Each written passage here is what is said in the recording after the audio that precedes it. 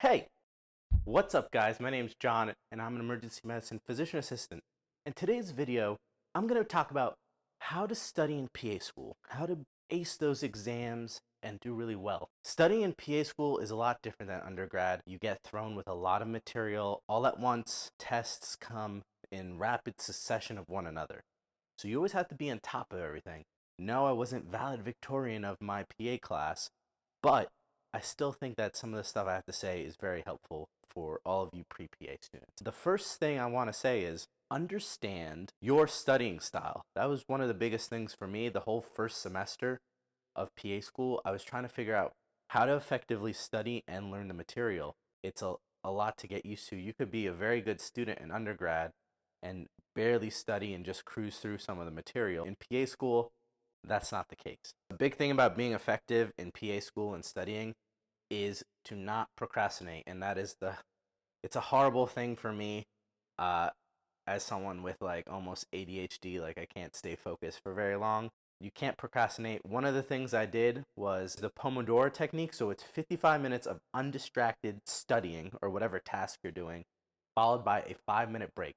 During the 5-minute break, that's when you're free to watch a YouTube video for fun, text all your friends, go to the bathroom, go order another coffee from Starbucks, go do XYZ. That is your free 5 minutes, and then you have 55 more minutes of straight up studying. And so what that did was the amount of time I spent studying was more efficient, and I could spend a little bit more time doing other stuff throughout my day, versus spending just 10 hours straight studying, right? But people who are studying for 10 hours aren't actually studying for 10 hours. I prefer to do like a power session, get a lot of studying done in the day, go do something, take my eyes off the computer screen, and then you could always come back to it. So sometimes I would do little sessions, other times before an exam. Yes, we did cram sessions where we spent 10 hours just straight up looking at material. Don't fall behind is the biggest thing. It's kind of like, listen, you have this exam next Friday. What's best is just every day after class, dedicate a little bit of time to looking at the material. What you could do is you have a lesson on Monday.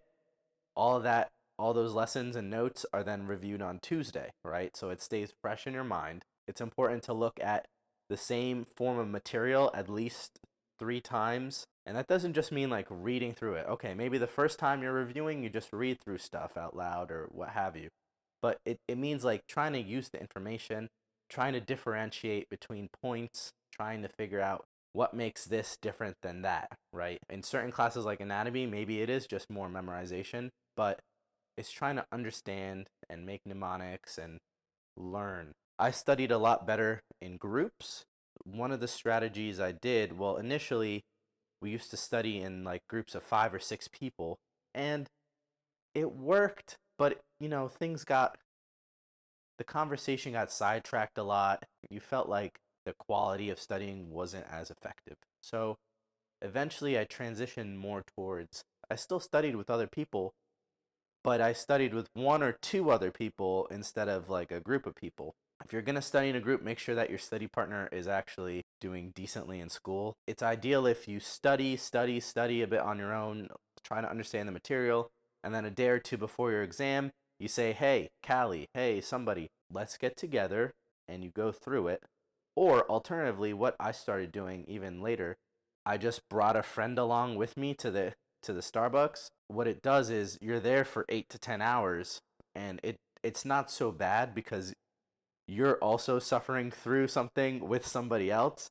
It's kind of like having somebody there to keep you honest and make sure you're studying. What happens is as you're going through the material and you have a question, you got someone right there to bring it up with them or talk through something. So I kind of like that strategy. I remember near the end of PA school, we'd go in with our pants prep pearls and a bunch of our laptops and class notes, and me and Callie or me and somebody else would just sit there and literally go through the material by ourselves, but then have somebody there that we could talk to, bounce questions off of.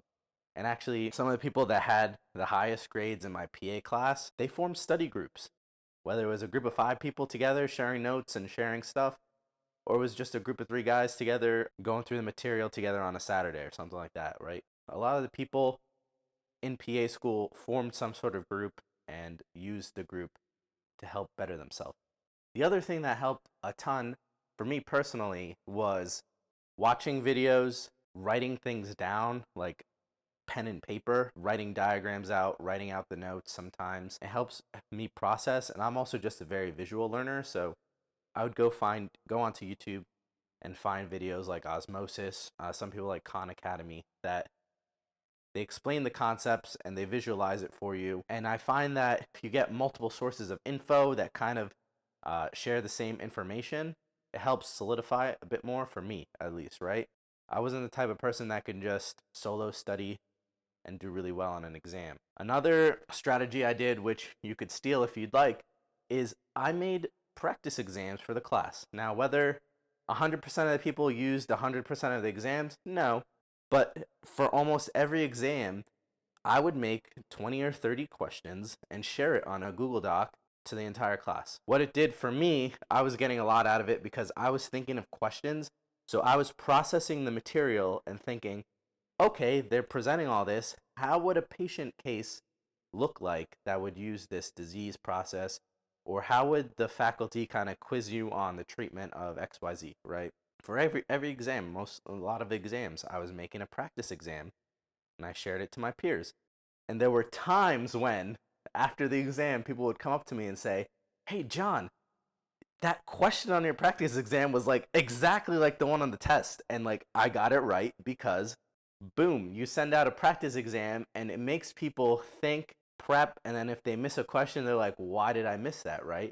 So it helped the class, but it also helped me because I think the best way to learn something is to teach it. That's why I teach French on my one website. And I think that if you're able to teach a concept to somebody and explain why it is what it is, then you really solidify some sort of understanding. I'm not saying that you have to go make practice exams or questions. I'm just saying think of how the faculty will want you to use the information that you're learning, and how does it apply to a bigger picture, and how does it prepare you to be a better PA.